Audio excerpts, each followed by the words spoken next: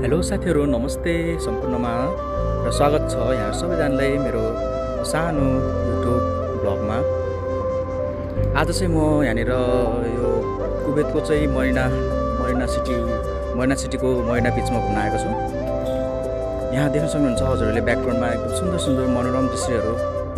यहाँ चाहिँ आज विशेष फ्राइडेको दिनमा चाहिँ यहाँ चाहिँ एकदमै रमाइलो सम्पूर्ण विभिन्न देशको पर्यटकहरू, विभिन्न देशको मानिस घुम्न आउने पर्यटकहरू चाहिँ यहाँ चाहिँ आउने गर्ने गरेका छन्।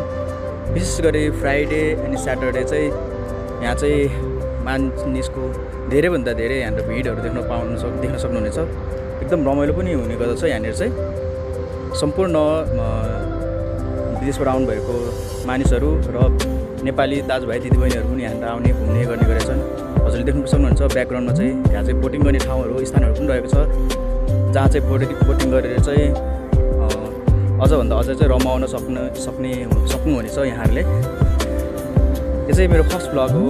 यहाँ सबैले माया गरिदिनु होला, मन पराइदिनु होला। फर्स्ट भ्लग बनाउँदाखेरि अलिकति म चाहिँ कता बोल्नलाई पनि अलिकति असहज जस्तो फिल भएर चाहिँ हुँदाको बावजुद पनि बनाउने कोसिस गरिरहेको छु। यहाँहरूले आशा चाहिँ यहाँले मन पराइदिनु हुन्छ होला। देख्न सक्नुहुन्छ यहाँले चाहिँ एकदमै रमाइलो दृश्यहरू रहेको छ। यहाँ चाहिँ सम्पूर्ण मानिसहरू आउने खेल्ने, साना नानी बाबुहरू पनि साइक्लिङ गर्ने, हिँड्ने गर्नुभएको छ। ब्याकग्राउन्डमा देख्न सक्नुहुन्छ यहाँले। यदि हजुरहरू पनि कुवेत हुनुहुन्छ र घुम्न चाहनुहुन्छ भने चाहिँ आउन सक्नुहुनेछ। यहाँ यो मरिना बीचमा चाहिँ एकदमै रमाइलो हुने गर्दछ। यहाँ चाहिँ विशेष गरी फ्राइडे स्याटरडे अझै रमाइलो हुने गर्दछ। हजुरहरूले देख्न सक्नुहुन्छ ब्याकग्राउन्ड पनि भिडियोहरू राम्रो छ। सिटीहरूको यहाँबाट चाहिँ सिटीको भ्यूहरू पनि हेर्न सक्नुहुनेछ तपाईँहरूले। साथै यहाँ अलि अगाडि चाहिँ वाटरफल चाहिँ पनि रहेको छ। यहाँ चाहिँ रमाइलो छ यो स्थान। म पनि आज एकदमै एक्साइटेड छु, रमाइलो छु। धेरै पछि चाहिँ म पनि यो स्थानमा आज घुम्न आएको थियौँ साथीहरूसँग।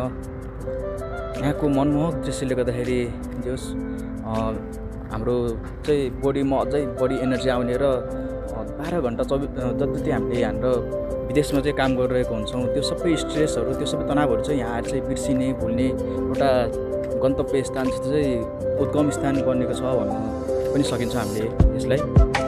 रमाइलो रहेको छ यहाँनिर।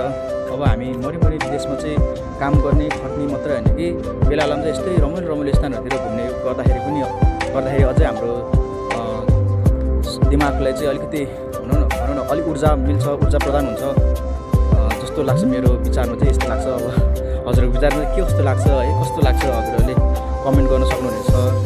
अनि सपोर्ट गरिदिनु होला। यो चाहिँ फर्स्ट भिडियो, फर्स्ट भ्लग। अनि भ्लगमा भएको कमी कमजोरीहरू के कस्तो छ हजुरहरूले निहालेर अँगालेर चाहिँ हजुरहरूले चाहिँ कमेन्ट गरिदिनु होला। सुधार गर्नुपर्नेहरू केही देख्नुहुन्छ भने अब हजुरहरूले अब दिनुभएको सल्लाह सुझाव प्रतिक्रियाले नै अझै अगाडि बढ्ने हौसलाहरू मिल्छ। यस्तो नयाँ भ्लगहरू अझै लिएर आउने नै छौँ आगामी दिनहरूमा पनि। हेर्न सक्नुहुन्छ यहाँ चाहिँ पुरै बिचमा चाहिँ यो सम्पूर्ण मानिसहरू बस्ने, रमाइलो गर्ने अनि एकदम चाहिँ साझा चौतारी भन्नु पनि सकिन्छ। हामीले सम्पूर्ण मान्छेहरू आउने, बस्ने, रमाइलो गर्ने। जुन अब हाम्रो नेपाल चाहिँ एउटा ल्यान्डलक कन्ट्री भनौँ न, अब राष्ट्र भनौँ न। अब कुनै पनि समुद्रले नछुएको, समुद्रहरू नभएको ठाउँमा चाहिँ ठाउँबाट हामी आएको हुनाले हामीले चाहिँ यो समुद्र देख्दा चाहिँ एकदमै रमाइलो लाग्ने गर्दछ। हामीलाई चाहिँ यो सबै दृश्यहरू हेर्दाखेरि हेर्न सक्नुहुन्छ भने ब्याकग्राउन्डमा सम्पूर्ण मान्छेहरू चाहिँ समुद्रको चाहिँ अब हुन्छ नि वरिपरि अब छेउछेउमा बसेर चाहिँ छेउछेउमा बस्नुभएको चाहिँ आफ्नो आफन्त परिवारहरूसँग बसेर चाहिँ एकअर्कामा माया प्रेम स्नेहहरू चाहिँ साटासाट गर्ने, रमाइलो गर्नुभएको छ। अब हजुरहरू पनि यदि कुवेत नै हुनुहुन्छ र यता घुम्न चाहनुहुन्छ भने आउन सक्नुहुन्छ। यहाँ चाहिँ एकदम रमाइलो ठाउँहरू रहेको छ है। यस्तै छ परदेशको जिन्दगी है। सबैजना चाहिँ अब हाँसी खुसी रहनु होला, स्वस्थ रहनु होला, मस्त रहनु होला, फुर्तिलो रहनु होला र अझै माया गरिदिनु होला। हाम्रो यो सानो मिनी भ्लगलाई चाहिँ एक्सेप्ट गरिदिनु होला है। सम्पूर्णलाई धन्यवाद हेरेर साथ दिनुभयो यतिसम्म। भ्लग पनि हेरेर यति लामो भइसकेको छ है। सम्पूर्णमा बाई बाई भन्दै युट्युब च्यानललाई सब्सक्राइब गरिदिनु होला, सेयर गरिदिनु होला।